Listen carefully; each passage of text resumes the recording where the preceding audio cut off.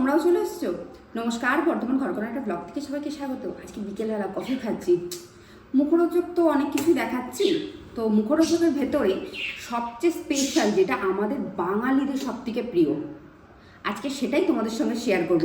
আর আরেকটা কথা, যেহেতু পুজো তো একদম দৌড় করা চলে এসছে, মানে আর কিছু বলার নেই, মহালয় পেরিয়ে যাওয়া অনেক পুজো পুজো আমের চারিদিকে, আর জাস্ট দু একদিন আমাদের হাতে রয়েছে। তো অষ্টমী, নবমী, দশমী এটাই তো মেন, এছাড়া ষষ্ঠী সপ্তমী তো আছেই। এই অষ্টমী, নবমী, দশমী স্পেশাল বর্ধমান ঘরকন্যা থেকে তোমাদের কাছে অনেক অনেক ভালো ভালো নতুন নতুন রেসিপি আসছে, অতি অবশ্যই কিন্তু তোমরা চোখ রাখো। তো চলো আর বেশি দেরি করবো না, খেয়ে নিয়ে তারপর যাই রান্না করে। বাঙালিদের প্রিয় বলেছি যে মুখরোচক জিনিস, এটা ছাড়া বাঙালিরা অন্য কিছু ভাবতে পারে। সব কিছু তো আছে, এটা হলো মানে একদম জাস্ট জমে যাওয়ার মতো। এটা সবারই প্রিয়, কম বেশি সবার প্রিয় হবেই হবে। তা আজকে আমি দেখাবো বাড়িতে বানানো সিঙ্গারা। তো চলো উপকরণের সাথে পরিচয় করি, চলে এসো।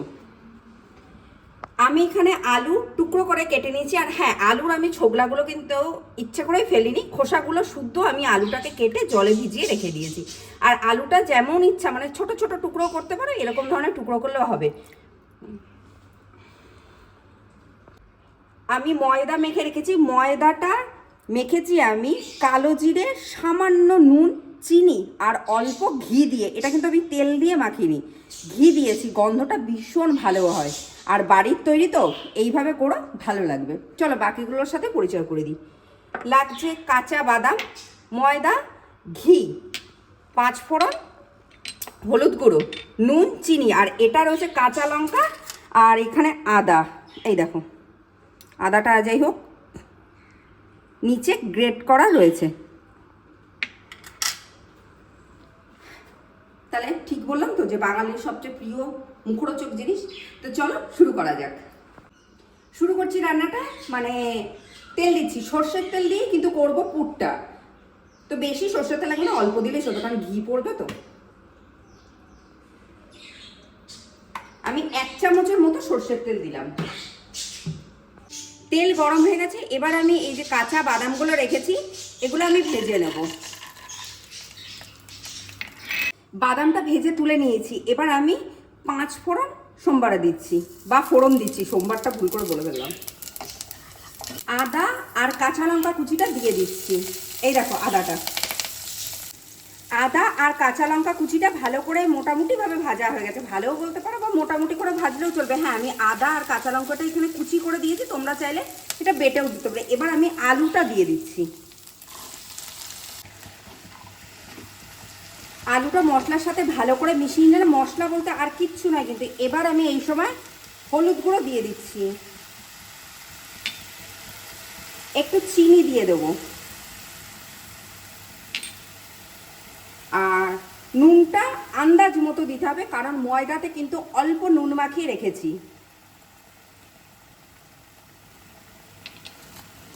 এবার আমি আলুটা ভালোভাবে হতে দেবো, মানে মশলাটা, আর এই সময় আমি ঢেকে রেখে দেবো আলুটা একটু সেদ্ধ হওয়ার জন্য। আলুটা কষানো হয়ে গেছে, এই সময় আমি একটু জল দিয়ে দেবো। বাদামটা যে ভেজে রেখেছিলাম প্রথমে, এটা না আমি একটুখানি গুঁড়ো করে নিয়েছি, আর এখানে আলুর তরকারিটাও রেডি হয়ে গেছে। এবার আমি এটা দিয়ে দেবো এর মধ্যে। ভাজা বাদামটা মিশিয়ে দিয়েছি, এই সময় আমি ঘিটা দিয়ে দেবো।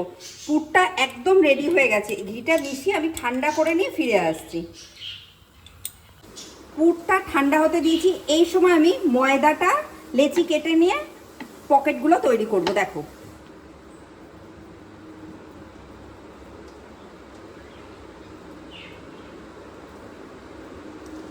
এবার আমি লেচিটা করে নিয়েছি, এবার আমি কেটে নেবো এইভাবে।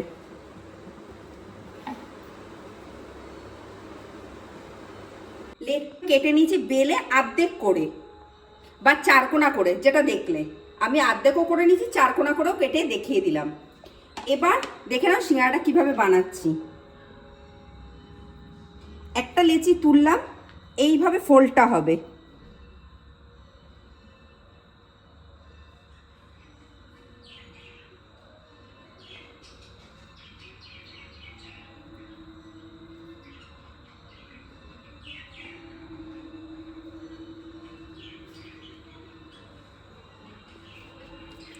এরপর এই যে আলুর যে পুরটা বানিয়ে রেখেছিলাম, এই পুরটা আমি দিয়ে দেবো।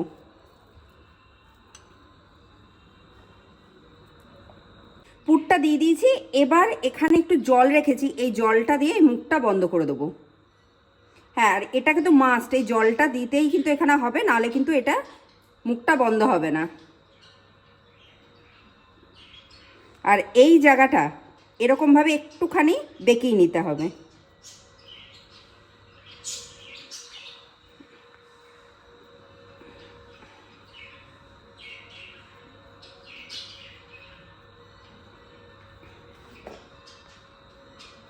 এরকম হবে কিন্তু দেখতে। তবে সিঙ্গারাগুলো বানিয়ে নিয়ে ফিরে আসছি। সিঙ্গারাগুলো তৈরি হয়ে গেছে, আর তেলটা কিন্তু খুব একটা গরম হবে না। সিঙ্গারাটা তৈরি করতে কিন্তু আমি গ্যাসটা জ্বালিয়ে বসিয়ে দিয়েছিলাম, খুব একটা গরম হয়নি। এবার আমি এই সিঙ্গারাগুলো দিয়ে দিচ্ছি।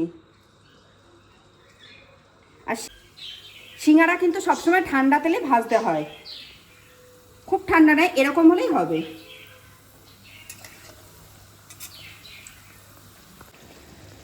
সিঙ্গারাগুলো একদম ভাজা হয়ে গেছে লাল লাল করে, আর আমি কিন্তু গ্যাস কমিয়ে ভেজেছি, একদম কিন্তু গ্যাস বাড়ানো যাবে না। এবার আমি পরিবেশন করে ফিরে আসছি।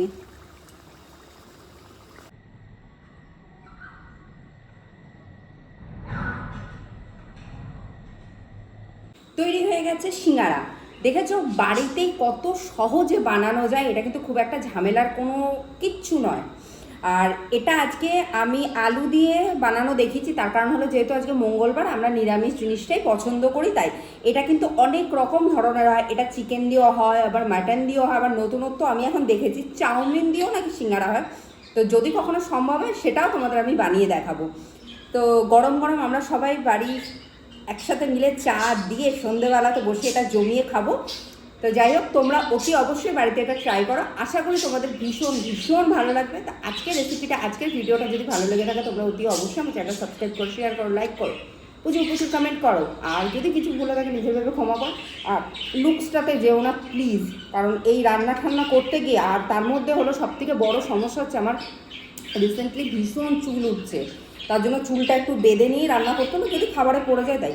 তো যাই হোক, চললাম।